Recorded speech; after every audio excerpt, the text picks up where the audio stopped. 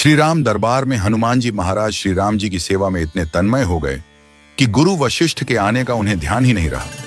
सभी ने उठकर उनका अभिवादन किया, पर हनुमान जी नहीं कर पाए। वशिष्ठ जी ने श्री राम जी से कहा, राम, गुरु का भरे दरबार में अभिवादन न करना अपमान है, इसके लिए क्या सजा होनी चाहिए? श्री राम जी ने कहा, गुरुवर आप ही बताइए। वशिष्ठ जी ने कहा, मृत्यु दंड। श्री राम जी ने कहा, स्वीकार है। तब श्री राम जी ने पूछा, गुरुदेव आप बताइए यह अपराध किसने किया है? वशिष्ठ जी ने कहा, मैं बताऊं पर राम, तुम्हारा यह प्रिय है, तुम अपने आप को सजा दोगे पर उसे नहीं दे पाओगे। श्री राम जी ने कहा, गुरुदेव राम के लिए सब समान है। वशिष्ठ जी बोले, नहीं राम, मुझे तुम पर संशय नहीं है, पर मुझे यह संशय है कि दंड पूरी तरह से पूरा हो पाएगा या नहीं। यदि तुम मुझे विश्वास दिलाते हो कि तुम उसे अपने अमोघ बाण से मृत्यु दंड दोगे तो मैं अपराधी का नाम और अपराध बताऊंगा। श्री राम जी ने फिर अपना संकल्प व्यक्त किया। तब वशिष्ठ जी ने कहा, यह अपराध हनुमान जी ने किया है। हनुमान जी ने स्वीकार कर लिया। फिर श्री राम जी ने दरबार में घोषणा की कि कल सायंकाल सरयू के तट पर हनुमान जी को मैं स्वयं अपने अमोघ बाण से मृत्यु दंड दूंगा। हनुमान जी घर गए तो उदासी की स्थिति में उन्हें देख माता अंजलि चकित रह गई। उन्होंने बार बार पूछा, क्या बात है मेरे लाल? महावीर हनुमान जी आज इतने उदास क्यों हो? हनुमान जी ने कहा, माता, अनजाने में यह अपराध हुआ है। आप जानती हैं कि संपूर्ण ब्रह्मांड में मुझे कोई नहीं मार सकता, लेकिन श्री राम के अमोघ बाण से कोई भी नहीं बच सकता।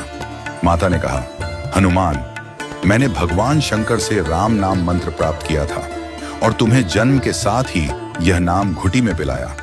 तुम्हारी शक्ति का कारण राम नाम ही है, जिसके प्रभाव से तुमने बचपन में सूर्य को फल समझकर मुंह में ले लिया था।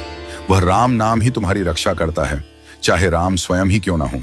राम नाम की शक्ति के सामने राम की शक्ति और उनके अमोघ बाण की शक्तियां महत्वहीन हो जाती हैं। जाओ हनुमान, तुम राम राम का उच्चारण करना आरंभ कर दो। माता के चरण छूकर हनुमान जी सरयू के तट पर राम राम राम रटते हुए पहुंचे।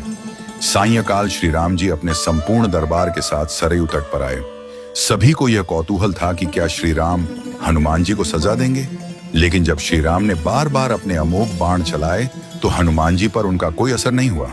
तब गुरु वशिष्ठ जी ने शंका जताई, राम, क्या तुम पूरी निष्ठा से बाण चला रहे हो? श्री राम जी ने कहा, हाँ गुरुदेव, मैं गुरु के प्रति अपराध की सजा देने के लिए अपने बाण चला रहा हूं। इसमें कोई चतुराई नहीं हो सकती।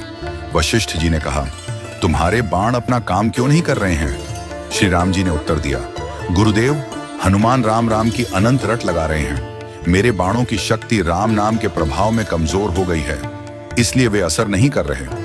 गुरुदेव वशिष्ठ जी ने कहा, राम, आज से मैं तुम्हारे दरबार को छोड़कर अपने आश्रम जा रहा हूं, जहां राम नाम का निरंतर जप करूंगा। जाते जाते वशिष्ठ जी ने घोषणा की, हे राम, मैं यह जानकर और मानकर घोषणा कर रहा हूं कि राम से राम का नाम बड़ा है। राम नाम महा अमोघ शक्ति का सागर है। जो कोई राम का नाम जपेगा, लिखेगा या मनन करेगा, उसकी लोक कामना पूर्ति होगी और वह मोक्ष का भागी होगा।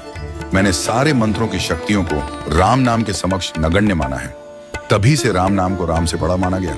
वह पत्थर भी तैर जाते हैं जिन पर श्री राम का नाम लिखा होता है।